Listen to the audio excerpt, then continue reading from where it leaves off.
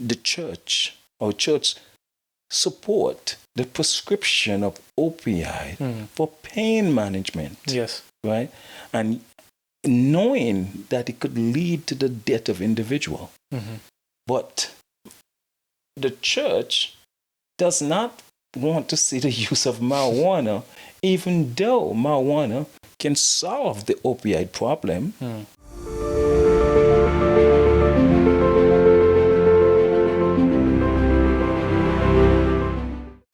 Welcome to You AGRAY, a space where we have real conversations. I'm your host, Bassam, and today we have a special guest, Dr. Horace Crogman. He's a friend, and we've known each other for close to 15 years, I think. Oh, wow. I was your student in college, and you've been a friend and a mentor as well.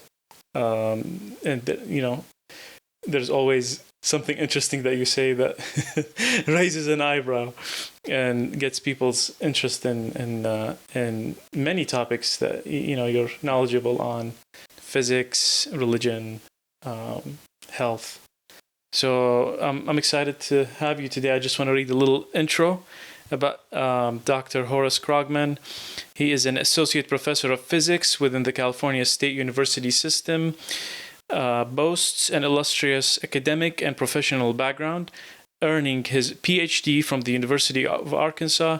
Dr. Crogman has developed a deep expertise in high-resolution spectroscopy, biophysics, and education research. His contributions to the field are substantial, including authoring over 30 publications and a book chapter focused on learning and thinking strategies.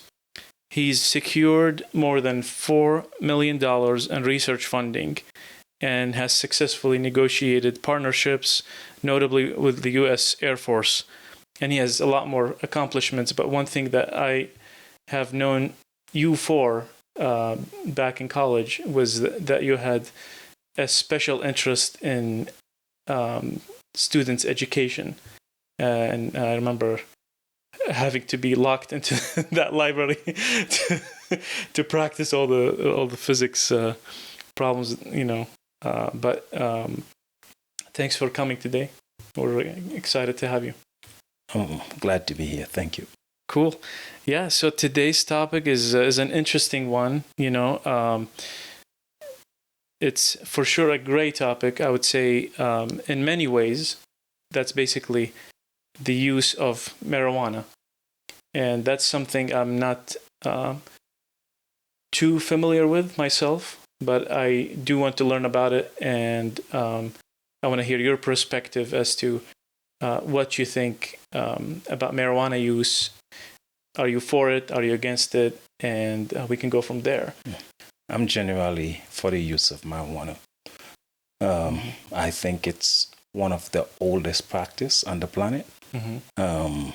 And I know that your audience may involve a lot of Christians, and they will say, hey, it's not in the Bible. But I would say the absence of it means that it was widely used and accepted. Why would I say that? Because archaeology evidence going back all the way, the time period is between 8,000 BC to 3,000 BC. Now, in terms of Christian, they believe that life on this planet is 6,000 years. So that means this goes back all the way to creation, right? And you can look in Asian culture, it's there. Hindu practices. Amazingly, it's the archaeologists also found it in the on the altar of Judah in the kingdom of Judah, which show that the Israelites were using it. Wow. Right. So this idea to say marijuana is this weird and bad thing is basically the construct of colonialism. Right. Yes, we start seeing the first restriction in the 14th century under the Muslim conquest.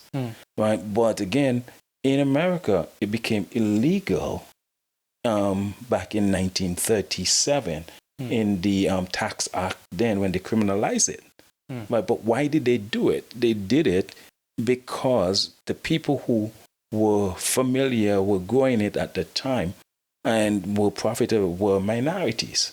So again, it was motivated by racial structures. So for me, that's a sign of what colonialism has done to the world. And colonialism is a symbol of oppression. Even the act of Christianity is an act of oppression because it comes through colonialism to a lot of those communities. It's not that Christianity itself is an oppressive dogma, but those, like for instance, Christianity exists in Ethiopia long before it ever went into Europe. And it was a different kind of Christianity. It was a Christianity about community building, whereas Christianity that came back into Ethiopia that conflict with the old Christianity there was one of piety, righteousness, more or less this individual, selfish kind of Christianity that you see we practice today. Interesting. You know, I was having a conversation with a relative, and he was having leg pain at the time, or back pain, something along those lines. And I told him, like, have you looked into trying marijuana? And he looked at me and he said, you know, I'm involved in church. And so imagine they find out that I I do weed and things like that. How would they look at me? And so I think there's a lot of prejudice or a lot of preconceived ideas that we come from. And, in the Middle East, I think hashish is more popular, which is a form of cannabis. Yes. Yeah. And so it's, of course, frowned upon, and those that take it, are drug addicts, and, they're labeled different, labels. But I don't know if do you have any, like, well, let me give you alternative perspective. Well, I believe I have a good alternative perspective. I know that your audience is probably Seventh-Day Adventist, and if so, I remember having a student when I was teaching at Valley College. This student was an addict, right?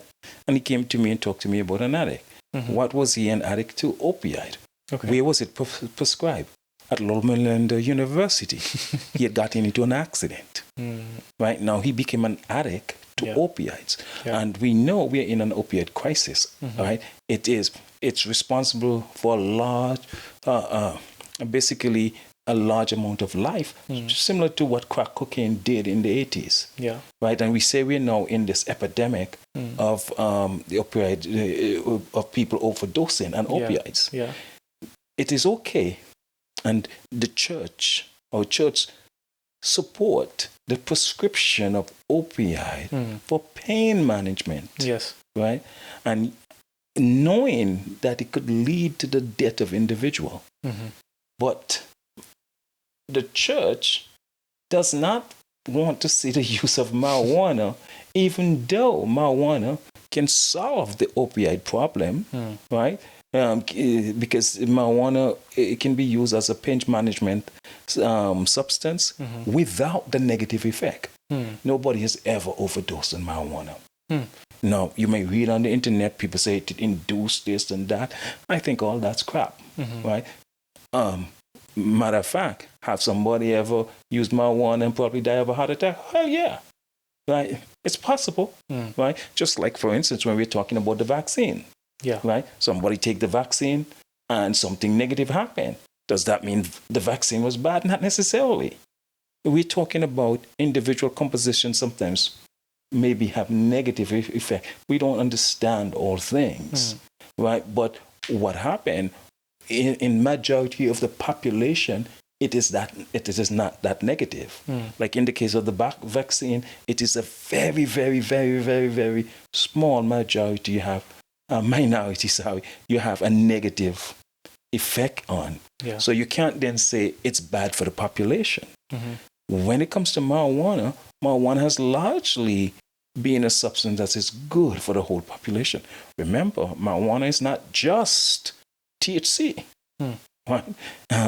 One drug like epilepsy. Epilepsy is a big crisis. Well, not a big crisis in terms of human population, but it was largely a sort of crisis because when you have epilepsy, there's hardly any treatment. In 2018, what's the job because Epolexas, you can look it up after. I can send you the name, I can't pronounce it. But that drug was approved by the FDA. It was made for marijuana, and it's more than 70% effective. There has never been any drug before that was so effective. So in terms of using it as a pain management, it makes rational sense compared to what we use. Yeah. Right? We will say, take a Tylenol for headache. Right? The Tylenol messed up your liver and all kind of thing. Marijuana is not going to do that. Right? And then the next part of marijuana is the CBD part. Yeah. That does nothing to your brain. It's not what you call it as psychoactive substance. Okay. Right? That's good for your body and so forth. And we know you can use it for, like, you have a swelling, pain, the creams, and so forth, creams and so forth, and that has no negative effect. Then you have terpenes in there that in other many plants that we think it's in marijuana. Right? There's so much things. Let me tell you a really interesting fact about marijuana. This was a study, I believe, was published, if not last year, 2 or 3 years ago. They were basically looking at users of marijuana and users of cigarette. And what they noticed, the rate of cancer, right? Because remember, smoking, they say causes cancer. Well, the rate of cancer was much higher in cigarette users than marijuana.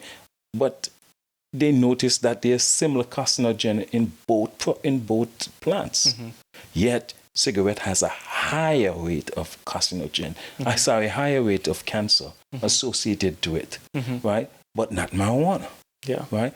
When the difference between the two issue is that marijuana has a lot of antioxidants that prevent those carcinogen, right?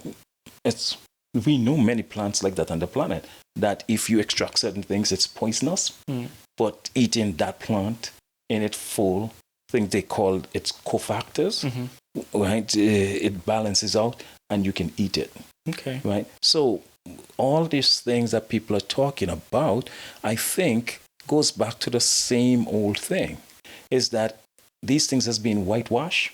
And once you whitewash something, then they make it negative. And notice with marijuana, it has been whitewashed for so long that today now countries are legalizing. Who's benefiting most?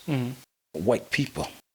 Right? They're controlling all the business and so forth. They're going in even into the islands, getting those government to sign contract with them and growing things while the locals can't. Whereas the locals had these plants around because I grew up in a village where marijuana was all around.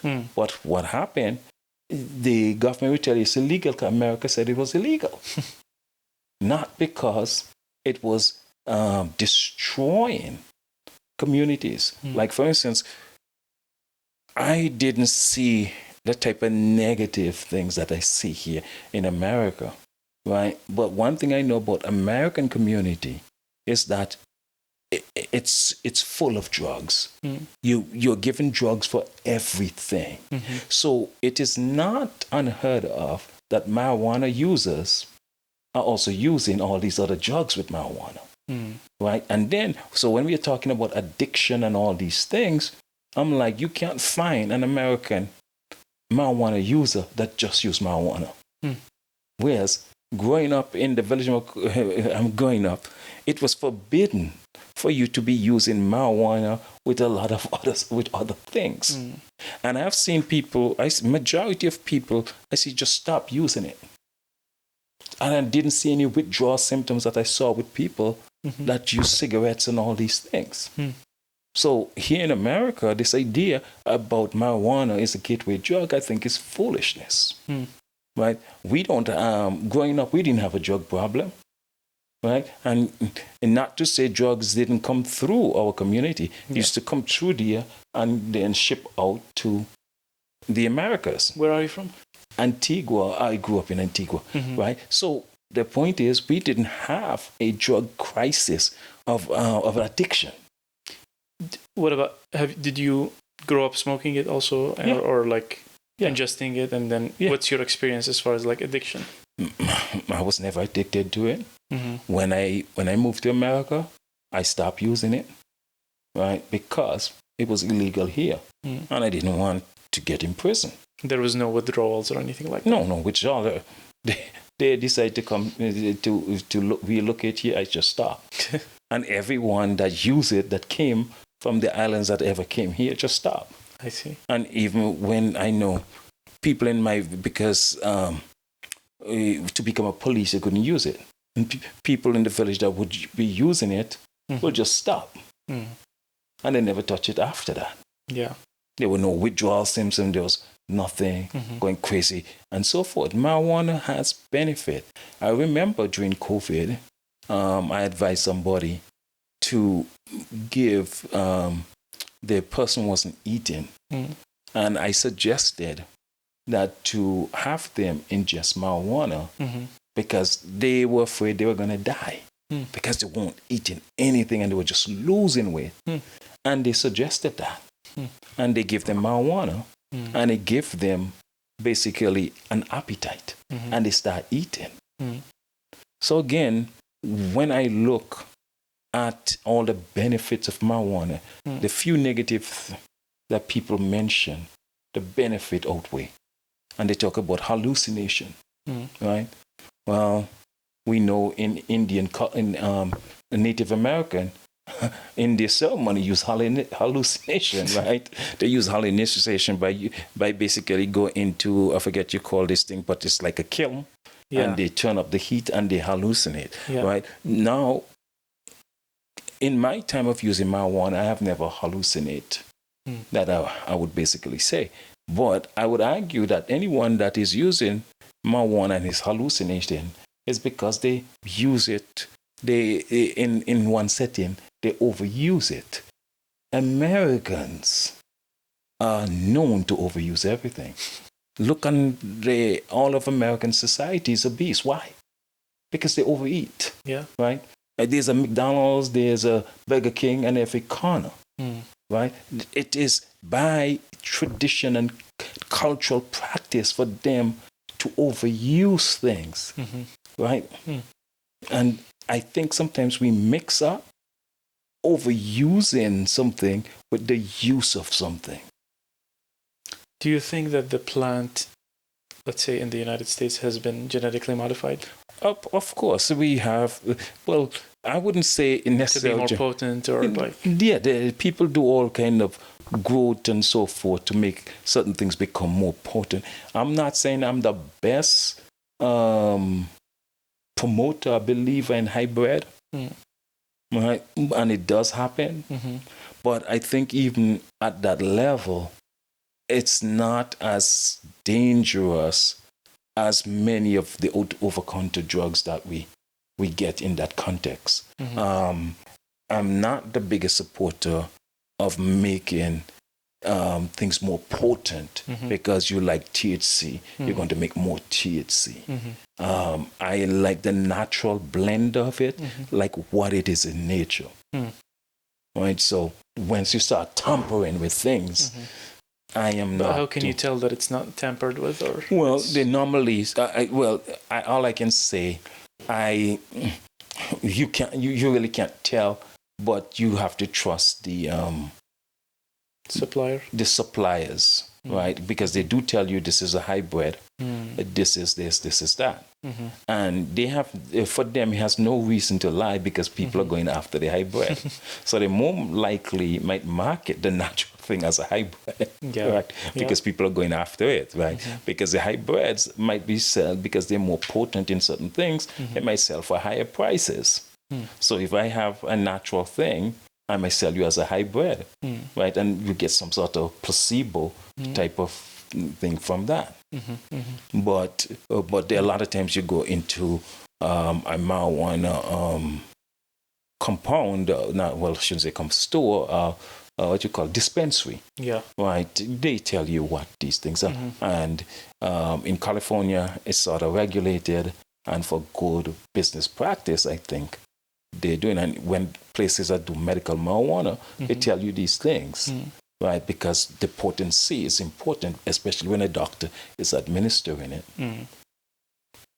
You know, I think part of the problem is that the brainwashing is deep, and then you bring in pharmaceuticals, and then the whole medical system, and even like myself as a dentist, we are, of course, we give a controlled amount of opioids only when absolutely needed, but we still do give it, and so we weren't educated at all on using, plant-based healing at all.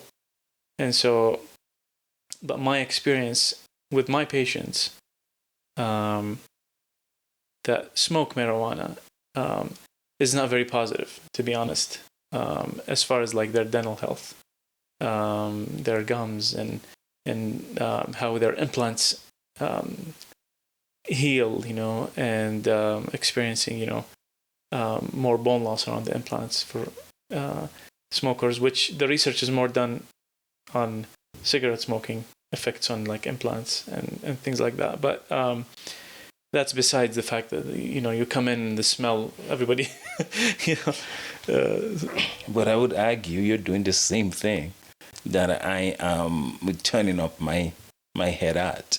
In other words,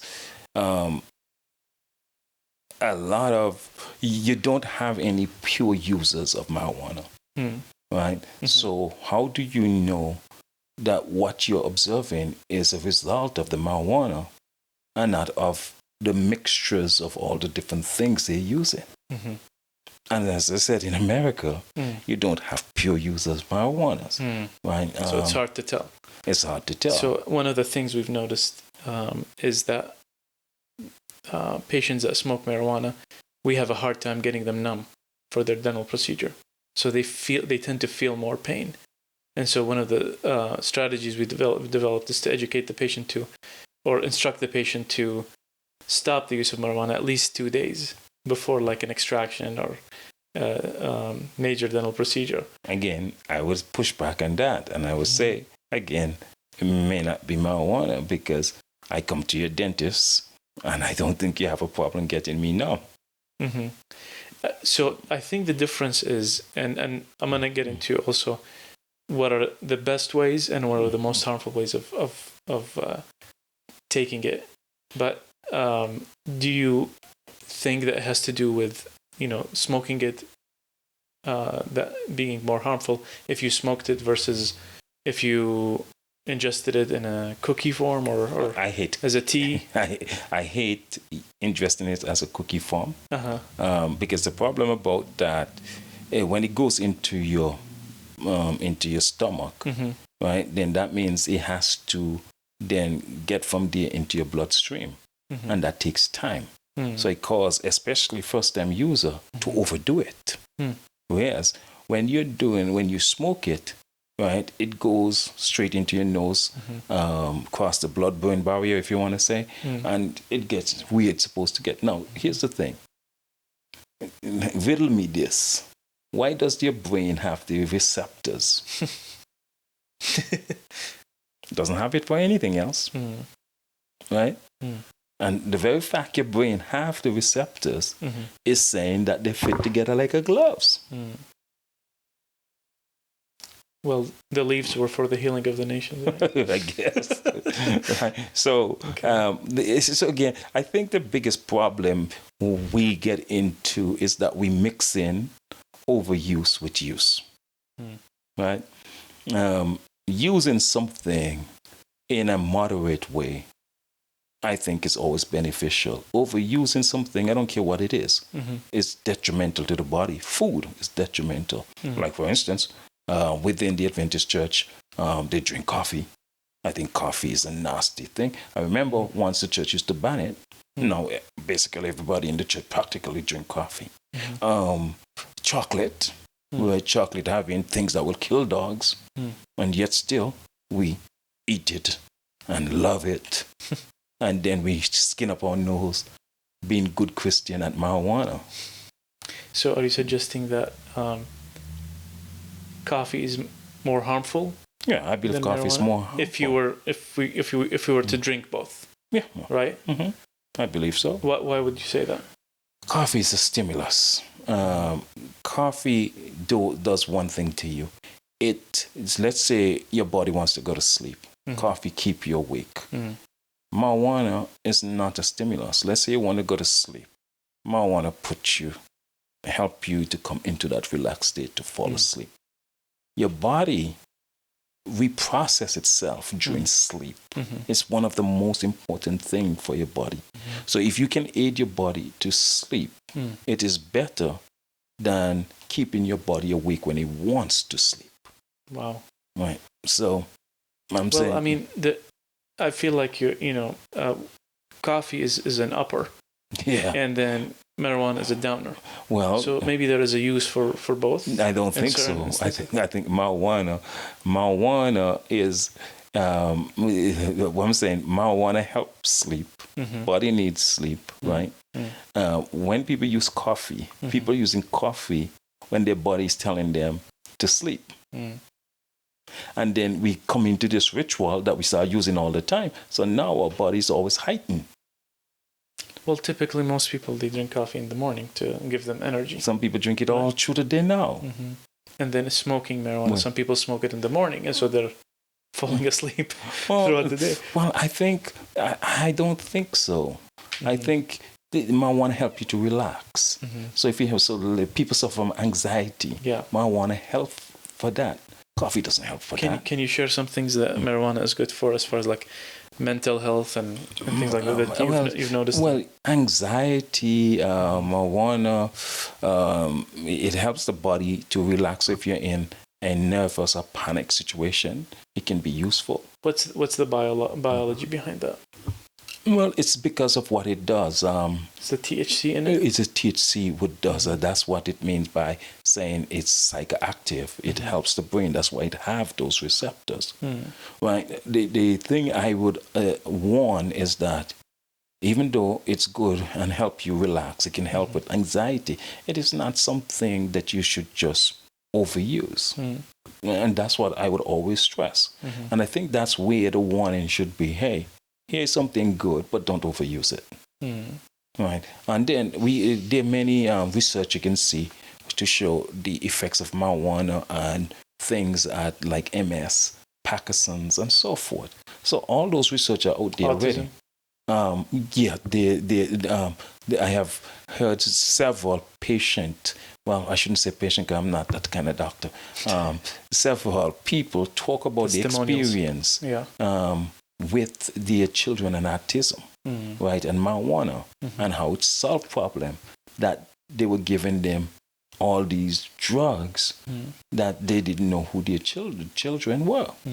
So it's saying, here's one substance that can solve all these problems. It's almost sound too good to be true. Right.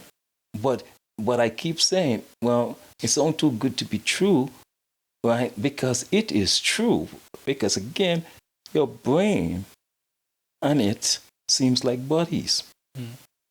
And now they seem like buddies. The thing is, I think you just have to say, hey, don't overuse it. There are many research that shows the effects of marijuana and cancer. Like another one that shows it's like when you go into get chemotherapy and all these negative, marijuana actually helps the chemo patients. Wow. Right. So I am trying to figure out alongside chemo to treat cancer or instead. Well, they also study and treatment, but we're not even going there. We're talking about the effects that the chemo have on you after you come home. Marijuana helps to I don't want to say restabilize the body, but it helps to deal with the effects of radiation. But they're studying it, so I might right now. I'm not recalling, but you can look that up. People can look that up, right? So with all these positive, why do we want you still have it legalized, knowing all this, right? Knowing the fact that legalization was a result of racial discrimination, knowing all those things. Can you tell us a little bit about that? Well, this is back in the 1930s. You have Hispanic and some black farmers were growing marijuana, and it was given cotton and tobacco competition because the Chinese back in BC time has figured out that marijuana can use to make rope, you can use it to make clothing, butter, so many different things. And here you have this one crop that you can use for smoking, which gives tobacco competition. You can use it to make clothes, which give cotton competition, right? And here, it's not in the hands of the white farmers. They didn't really know how to, so they lobby Congress and get it to be to criminalize it, and hence we have marijuana become an illegal substance. So why is it being legalized now? What do you think changed? Well, so back in the 1970s,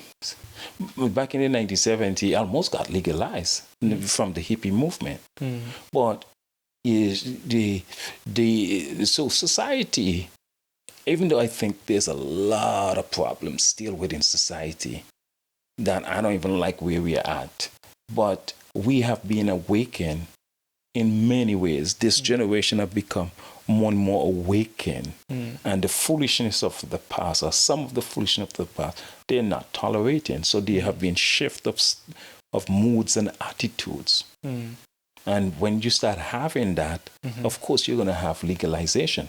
There were many people throughout time has been advocating for the legalization. And with those pushes comes more openness to it, and ask the question, why do we have it legalized? Sorry, not legalized. Why do we have it illegal? Yeah. Right? Why not have it? Why not legalize and see what happens? Right? Because again, other things, you just do simple comparison. Yeah. If you can be okay with people giving people opium, but heroin and all these things you give in hospital and those type of things, then you should be okay with marijuana. You're not okay with legalizing all drugs. I am. You're okay with cocaine and you see, the point is, this is really a philosophy. Just like I support injection sites, right? I believe if you legalize all drugs and regulate it and tax it. So, like for instance, let me give you an example. Let's say I legalize cocaine. And somebody commit a crime under the influence of cocaine, then you're getting the maximum and the harshest penalty because I legalize it. It's legal, but the restriction, don't use it under driving. Matter of fact, I would say only use it when you're home, and then when you leave your home, don't be under its influence. So you can always have your fix at home. You do it in the night. When you go to sleep, have your fun time, wake up in the morning, go to work. Well, let me give you my analysis in the injection site, right? So one of the biggest thing about criminalizing drug users, and now we're saying that drug use addiction is a mental illness condition and so forth. Well, one of the biggest thing about criminalizing these type of thing and make it dangerous is to understand why injection sites work. Okay, if I'm a drug addict and I need a fix, I would do anything to get that fix. So you walk in the street, or rob you, kill you to get that fix. Right? Because I really want it. And if I ask you for money and not giving me, I might just take it and take your life with it. Now, when I have an injection site, a place that I'm saying, hey, if you're a drug user, come and I'll give you the drug you want. Now, your fix is assured. You don't have to rob and steal for it. But then you can't drive and you cannot. No, but that's fine. Maybe we in this thing we can take you to your place that you need to be. So you go, and because it's not fixed, because you don't have to be searching for a fix, it's assured. Mm-hmm. Now you come in, I can give you a dosage that is not lethal, right? And because your fix is assured, you are willing to listen to me talking to you about what you call it when you're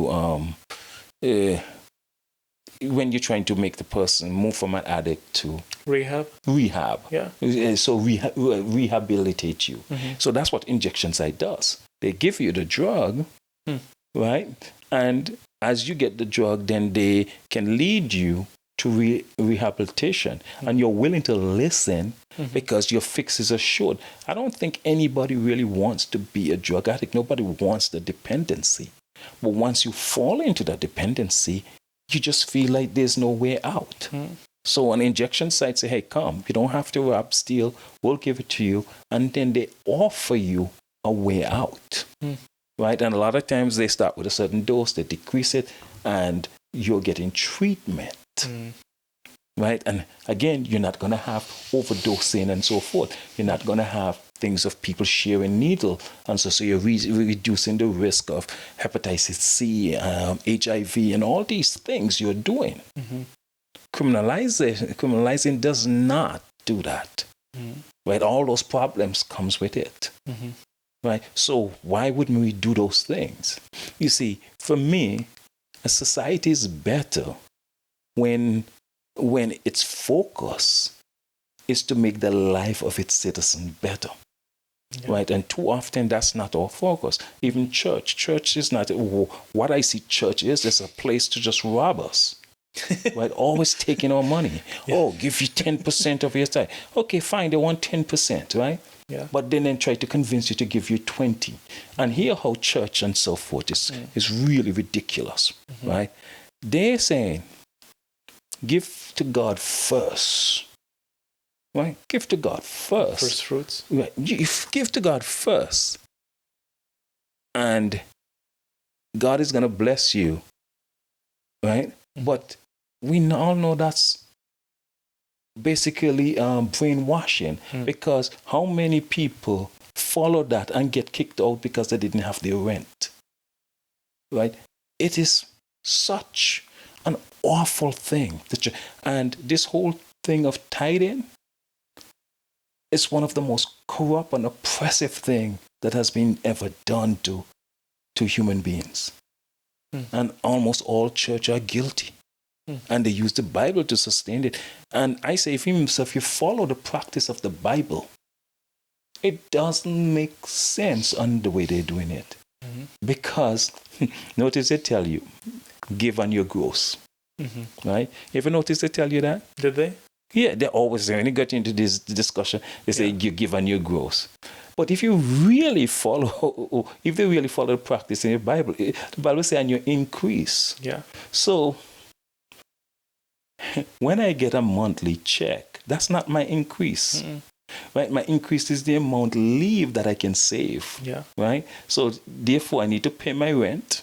I need to pay all the things that I have to pay. You have to take care of those expenditures first. Yeah. Because especially you have a mortgage, that means you owe somebody. And the Bible tells you you're not supposed to owe. Right? So now, for most people, if you follow tithing that way, right, they would only have maybe about, say, $200. So now the church only get 20. Right? But the church doesn't want that. They don't want that 20. So the church always take these practices to their benefit. They don't want you to, they're afraid if they allow weed, you're going to spend your money on weed, and that's going to reduce. I'm just messing. Let's not get into how they spend it either. Right. But no, I'm not getting into that. I'm just saying they're just afraid how it be less money for them, not realizing that a healthier congregation means it is better for the church. True. Right? And I believe the use of marijuana in a very moderate way is productive for the church. So you're for recreation, not just yes, I'm as for a medicine. I'm for recreational use, right? Because you eat chocolate as a recreation use. Chocolate also gives you high. People don't talk about that. Right? Chocolate is also addictive. People don't talk about that. Right? But the church allows all that. Right? And so how do you think the church allows sugar? How do you think the church can get to a point where it can accept, let's say, marijuana use, or does it have to come from the state, let's say? I don't know. I think all these are the church is in a lot of crazy. I just jumped to something that has nothing to do with marijuana. The church stands on abortion, right? Yeah. Like for instance, before 1972, the Adventist hospital used to do abortions, and that should give you something for you to think about how the church just basically move with the wind. They just, wherever the wind go, they go. So I believe that the more and more you have legalization, and the more and more this practice becomes more ubiquitous, then the church will just conform. They basically conform to coffee use. When I became a part of this church, I took a vow not to drink coffee. And to date, I have never drank coffee since. Now, I'm angry. Right? I'm angry because they made me take a vow not to use coffee. And now you were getting baptized, right? Yeah. And now everybody is now using it, and they're allowing it. Well, maybe the church is going forward. I don't care if they're going forward. They should never make me take that vow. Don't let people take vow on things you don't understand. Maybe vows in general are wrong. Exactly. Because people cannot keep their word. Exactly. But what I'm trying to say, don't have practices that you're making me take vow, and then later you're going to change your mind. Because I missed out on all those years of fun. But humans are human, and I think, as long as you're willing to learn and grow and challenge your biases. I don't buy that. I think that's the part of our church being a white man's institution. Right? Look at when we talk about what happened within the early church when they imprisoned people like Galileo because they said that the earth was not the center of the solar system. Now it turns out they were right. You know what? There were things that people lost their lives on. Turns out, so that means the church did not know. So I'm saying stop those practice. Stop taking the practice as you know. Right? Like even our interpretation of the Bible. Oh, this is the way. Yeah. Right? And then later on, they're now telling you something else. And they never come out and say, I'm sorry, we change. They change and you just realize they change. Yeah. You know, so I always hate people who quote Bible as if they know. And so what's your suggestion as to like how to introduce all these thoughts and changes? Like how should you so instead of the vows, just to be honest, I don't know how to introduce anything to systematic colonization. They only hear when there is money to make. Money and power, though. That's always been the conflict. No? To me, they're one and the same. So, right, and I see a church that any church to me now that takes money from the poor to say they're doing mission work, it's not doing right. Right? Because, like, for instance, I have watched our church and how it has all these mission, these things, and I'm watching black men being shot down. I'm watching in black community the kids are starving, and the church does nothing. Yet you have those churches in those communities, they will still take their tithes and take it away from them. And I'm like, well, it seems like the money is needed most in those communities. True. Right? And so I don't know how you can tell the church anything. And we like to jump off on the subject about illegal cannabis is wrong, so we don't get you to focus on what really matters. Which is what? Matthew 25. Right? Matthew 25, Yeshua says, I was hungry, you gave me bread. Right? I was thirsty, you gave me drink. Right? And I was in prison, you come and visit me. Right? And a lot of things that I think matters, I see that the church as a whole shy away from. Look at what's happening right now in the Middle East. Our church took no stance. Look, I am not for any kind of wars and all these things, but at the end of the day, when women and children are being killed and slaughtered, I think something should be said, and should be said by all organizations that go under the voice of morality, God, and so forth. Slaughtering women and children by dropping bombs and all these things doesn't make any sense. These are the type of things people should be talking about. True. But we want to talk about cannabis this, cannabis that, this is, and so forth. And people they're talking about their bad experience with cannabis. Now everybody needs to practice them. Well, people like me have had good experience with it. Right. And I'm saying focus on what matters. Cool. Where is the closest dispensary? I know at least 3 of them. Nice talking to you, and always learn something from you. So appreciate you coming. You're welcome. We'll do this again. Yep. Awesome.